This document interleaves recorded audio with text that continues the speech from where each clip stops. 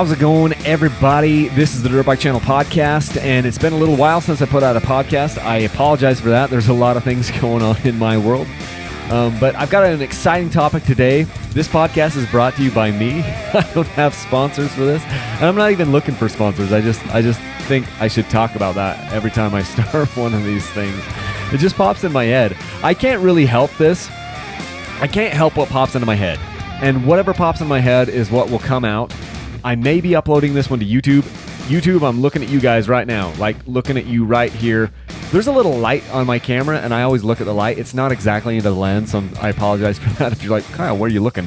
I'm not looking at myself. I'm just looking at this little light that happens to be up on my camera. It's the easiest place to look. But this is the Dirt Bike Channel podcast. Thank you so much for joining. You can get us anywhere, subscribe on YouTube, or not YouTube. Well, yeah, subscribe to us on YouTube, but also get us where you ever get your podcasts, wherever you get your podcasts, and everywhere. Apple, Google, Spotify, all of those places. That's where to find us. Today, I want to talk about basically a topic that was brought up to me by Shane. And Shane, you know who you are. One of the last times we were riding, and Shane, I was supposed to go ride with you today, but I had to wake up at like 3 in the morning, and I'd been at Lake Powell for several days before that, and I could not get to sleep. I didn't get to sleep until 1 in the morning. Shane wanted to go do like a 75-mile loop, and I just didn't feel like when I woke up at 3 in the morning it was the day to do it. But Shane was talking to me one time about this idea of why forks don't deflect as much as they used to. And I've spent a bunch of time thinking about that, because I think it's an interesting topic. When you think back to the beginning of your kind of riding career, and tell me if you're any different, you might think about how everything seemed to deflect more. Like your front end, your front tire, your front forks seemed like they deflected more, and they seemed like it was dancing around. At least for me, I think back and I'm like, everything seemed to be dancing around more than it is now. And it seemed to be harder to control my front end when I was first starting out in dirt bikes. And man, it's a real thing. Now, the longer I ride, it seems like the less and less my forks deflect. It seems like the more control I have over the bikes. And it just, I've written down some things, some ideas that I have on this, because I think that a lot of people could probably relate to this whole concept of, hey, my forks don't deflect as much. And I think it's too much of a cop-out to just go ahead and say, well, it's because the bikes have gotten better. I do think I'm going to cover that, but I think the two things before that, I think there are 3 things to talk about here. Number 1 is your technique has gotten better, and I've got some bullet points to talk on that. Number 2 is that your tolerance level for an upset chassis has increased. And then third thing, I think, is that your suspension is probably better now than it used to be. But I think that that's more of a distant thing. That's less of the reason why your suspension, why your forks don't deflect. It's less of a reason because of better suspension and better components. That it does play a role in it. But let me just get into this. So I think the biggest reason why, if you're experiencing this phenomenon of just you feel like, hey, I am so much more comfortable on the bike now, and my forks deflect like far less than they used to, I think the biggest reason for that is that your technique on the bike has just flat out gotten better. And follow along with me on this. One of the easiest things that I think I can attribute this to is that you see things more clearly as they're happening. If you just have somebody who doesn't know anything about dirt biking and you show them like the speed that you're going, some of those people are going to think like, wow, this person is just flying down the trail. And in some ways you are. As you ride more and more, your speeds slowly increase over time, and you see things more clearly, and then that enables you to know what is going to happen. You've seen these things, you've seen these types of edges, you've seen these types of terrain features coming on the trail so often that you just kind of know more what is going to happen. And knowing is half the battle. One of the biggest reasons why we say our fork is, quote, deflecting is because it's doing something that we don't anticipate it doing. And if you're seeing the trail so much more clearly, and you are processing this information so much better, that means you're able to anticipate what's going to happen on the front end. And if you can anticipate that, then you get to use it to your advantage, and it's no longer a deflection. So like, imagine this one. Imagine you're ripping along on a trail, and then all of a sudden there's this rock that you can't really miss. Just the line choice that you've committed yourself into is pushing you over into this little kind of weird edge on the trail, and you can't really miss it. Well, in the past, in your, earlier in your riding career, you might like really tense up and not really know what to do and just kind of slam that thing, and it would just like kick you off balance or whatever, or you didn't even know you were going to hit it. And because of that, it kicks you off balance and the fork deflects. And, if it's a really bad one, then maybe you crash. If as your abilities increase, then you anticipate those things more, and it's not going to catch you off guard. It allows you also can just shift your weight a little bit. So much about this is your body position on the bike. And if you see that obstacle and you're coming over into it and your line has been, just forced into that, then you shift your weight a little bit and you allow yourself to just bounce off of that thing and send you over into this other part of the trail, which you're now controlling. And so it's this idea of, my technique has gotten so much better that I am seeing these things happen in the trail so much better and so much more clearly, and I understand what is going to happen on that. And that means that then I will shift my weight. I'll use it to my advantage. I'm going to use that to kind of send me over to this other section of the trail, which I know is going to happen. And I've just shifted my weight, and I'm using that to my advantage. And I think that is such a huge part of this. I think that's such a huge component of this, of why we are not having this deflection phenomenon happening to us anymore, is because what used to be a situation where we would deflect is now a situation that we're using to our advantage. And also, line choice has just gotten better. Your line choice gets better and better over time. You look further and further ahead of you. You know what I mean? We talk about this a lot of the time on my channel, is just keeping your eyes up and watching where you're going and trying to have, your eyes forward enough that you can anticipate things happening. Like, for instance, it's, and I've heard other trainers talk about this. Shane Watts, one of the guys that I've ridden with and done training with, he's like, look, try to look ahead about 7 to 10 feet for every gear that you're in. And these are minimums. So if you're in first gear, you should be looking, 7 to 10 feet ahead of you. If you're in second gear, you should be looking 15 to 20 feet ahead of you, and so on and so forth. And this, the faster you go, the further ahead that you need to be looking. But as your, ability improves, then your line choice gets better and you start looking further and further ahead of yourself. And that just allows you to kind of pick the better routes, have better anticipation of what's going to happen. And suddenly, I just believe that so many of these things that used to deflect you are now not really even an issue anymore. And it's because your technique has gotten better. So that's the number one thing, is that your technique has gotten better, from my opinion, as I've thought about this over the last, couple of weeks. The second thing is, I think that your tolerance level is higher. So when you first started, to ride a bike, let's say this, because this isn't to say that your front end never deflects. It just seems like it doesn't deflect as much, or it doesn't deflect as badly. I think the second component of this, after your technique, is just that your tolerance level for these types of situations has increased. Your tolerance level is higher than it used to be. I'll give you an example. When you first got your dirt bike, I think back to my 2009 Yamaha YZ450F motocross bike. I think back to some times when I felt like I was really out of control, and all of a sudden my front end is just boom, boom, boom, bouncing all over and deflecting all over the place. And I think about how, terrifying that was in the beginning. Probably some of you guys can relate. Think about those same types of trails now, and think about how less likely you'd be to, feel uncomfortable maybe 2 years, 3 years, 5 years, 10 years, 20 years down the road. It's probably not going to be that big of an issue to you now at this point.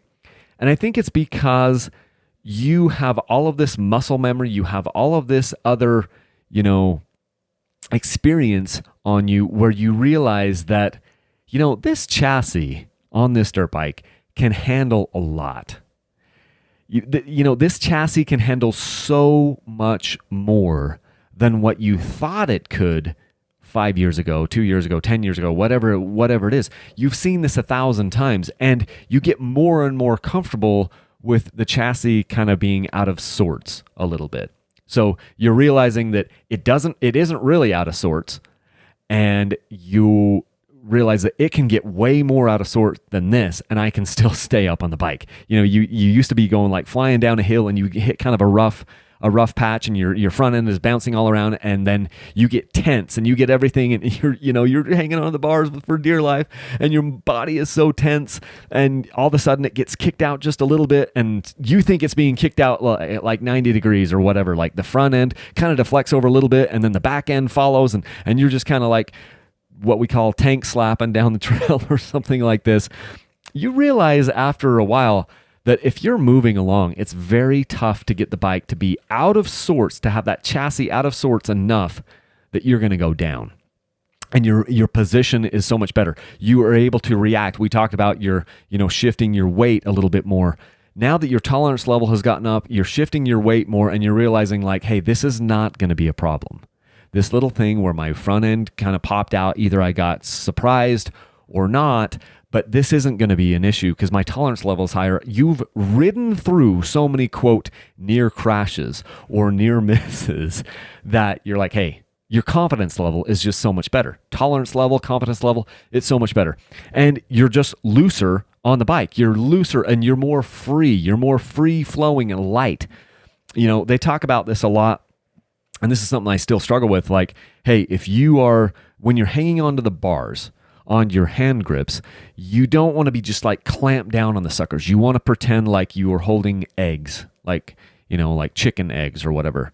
And yeah, you want to hold them firmly so that you don't drop them. But if you squeeze the chicken egg too hard, you're going to just break it right in your hand. That's not how we want to be holding onto the bike. We want to be holding onto it just loose enough that it can free flow. We're not gripping the bar too much. And the same thing happens with the rest of the bike. If you are so tense, like in the beginning, you're so nervous and you're riding so tense that it really makes it so that, it's almost like these little deflections and things are worse because you're so tense and you're hanging on so tight. Now, there are definitely times where you want to hang on to the bike really tight, but other times it pays to just be a little bit looser, a little bit more flowing on the bike. And I think that helps your tolerance level for these deflections and these, quote, out of, sorts, so you get the chassis out of sort. I think those things come down a little bit. And then third, and this is a shorter podcast, and that's okay. The podcasts don't have to be super long. Sometimes short is better. The third thing that I mentioned is suspension is generally better now. So, and here's the thing with this.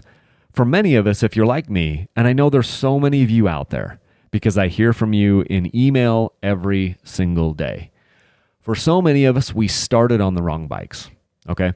So we started on motocross bikes with motocross suspension, and that's because we went down to the dealer and, they were like, hey, you want the biggest and the baddest thing? It's this thing. Eli Tomac rode it this year, and he won Supercross, so that's what you need. It's KX450F.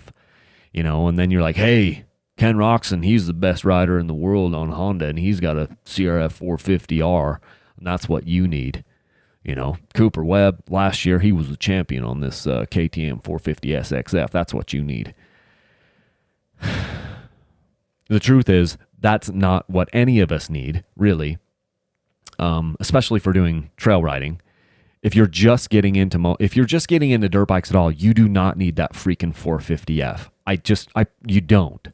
By the time you know enough about dirt bikes, you're not going to be asking them which bike to ride. So all of these people who sell you on these freaking 450s, they all need to be whipped. Because by the time you decide that you need a 450, you already know in your head, you think you need, you already go in there knowing I'm going to buy that bike. It's the times that you don't know what you need, when we're starting out and you go in and you're like, hey, I think I want a dirt bike. What should I get? And those people that sell you this 450 motocross bike for everyone, I just think that's so freaking ridiculous. And it happens so often. So many of us started out on the wrong bikes. We started out on motocross bikes with motocross suspension, and it was just too stiff. It was way too stiff. The suspension couldn't get out of its own way. And so we're deflecting off everything because we're just like a pogo stick. You know, those bikes are just made to do like 90 miles an hour or come off like these huge drops, you know, like absorb the hit from a 90-foot triple or whatever. And we're just not doing that. So your suspension now, because now you've actually migrated over to a bike that's more suited to you. You found a manufacturer that started to realize that most of us don't need suspension so that we can be on the next episode of, you know, Crusty Demons of Dirt, episode 17. We actually want suspension that moves out of the way. We want suspension that is working with us, and we're not doing 90-foot gaps. We're not doing 100-foot triples. And we're not blitzing through the whoops in fourth gear through supercross whoops. We're just out here riding and having a good time. And yeah, we'll kick it up into third gear, fourth gear every once in a while. But most of us are in first gear, second gear, and then every once in a while we're getting into third gear and we're riding off-road and we're riding trails. And we need suspension that is much softer. So now you've kind of evolved a little bit. You've gotten some better bikes, some bikes that have actually softer suspension. And that's one of the other reasons why you're not deflecting as much, is because you aren't riding a motocross bike anymore. Or maybe you've had your suspension custom tuned, and there's a 99.9% chance that your tuner actually made the suspension softer. I mean, go ask them. You took your suspension in and you're like, hey, go ask them what they did. They most likely, they made it easier for the suspension to move. They quickened up the suspension so it can move out of its own way better, so it can move more oil. And that's one of the big reasons why you may not be deflecting as much, you know? And then lastly, another thing I think is maybe some of you have figured out that you don't need as much pressure in your tires. For me, on my front end, I'm running tubeless, and I'm running tubeless on my rear end too, most of the time. And that means that I can run a lower pressure. So I'm only running like 6 to 8 pounds of pressure in the front tire. When I was running my motocross bike with tubes in there, I had to run 15 pounds of pressure. I started out running 12, which is really hard, but then I was getting pinch flats, and so then I'm running 15 pounds of pressure in order to not get a pinch flat, which meant that it was pogo sticking off of everything. So please don't overpressure your tires. Now, if you ride in a sandy area where there's not a lot of sharp edges, you can get down. Maybe you might be able to get away with running 10 PSI in your tire or 12 PSI. Here in the Rocky Mountains, where we have so much rocky terrain and there's so many hard, sharp edges, I've got to run 15 pounds on a tire if I'm going to run tubes, and I don't like running tubes for that reason. But if you are running 15 pounds of pressure, that's one of the reasons why your suspension might be deflecting, is because you're running so much pressure in your tires that everything is just super stiff down there. So if you can run a little bit lower pressure in your tires, if you can run a suspension that gets out of the way, then you're going to be better off. So those are my things, why our forks are probably not deflecting as much now as they used to. Your technique has gotten better, your tolerance level is higher, and your suspension is probably softer now. And all of those things combined are probably the biggest reasons why you are not having as many problems as you used to. And again, I think it mostly comes down to your technique. You're seeing things more clearly, you're anticipating what's going to happen, and you're using that anticipation to your advantage. You shift your weight on the bike better, and so much of this is about your body position, and your line choices just gotten so much better, so much more refined over time, that what was a deflection 2 years ago is no longer a deflection now. It's just another part of the trail that you don't deflect off of because you are doing that. Your tolerance level has become higher because you realize that the bike can accept so much more than you ever thought. These bikes have more potential than most of us will ever be able to even scratch the surface of. We're looser, more free on the bike. And then a lot of us are just riding better bikes that have off-road suspension instead of really, really stiff motocross suspension for crusty demons of dirt. And then maybe you're running less pressure in your tires. Those are my things why I think that our forks are not deflecting as much now as they used to. Hey, if you want to support Dirt Bike Channel, one of the best ways you can do that is you can use our links to Rocky Mountain ATV, Motorsport, and Amazon. If you go to my website, up in the upper right-hand corner, there is a links section there, and you can go there, you can click on those links, and then you can just shop as normal. If you want to get a link that you can easily bookmark for your browser, just send me an email, kyle@dirtbikechannel.com. I can send you back a link for that. Super, super easy. I think that's... Oh, yeah.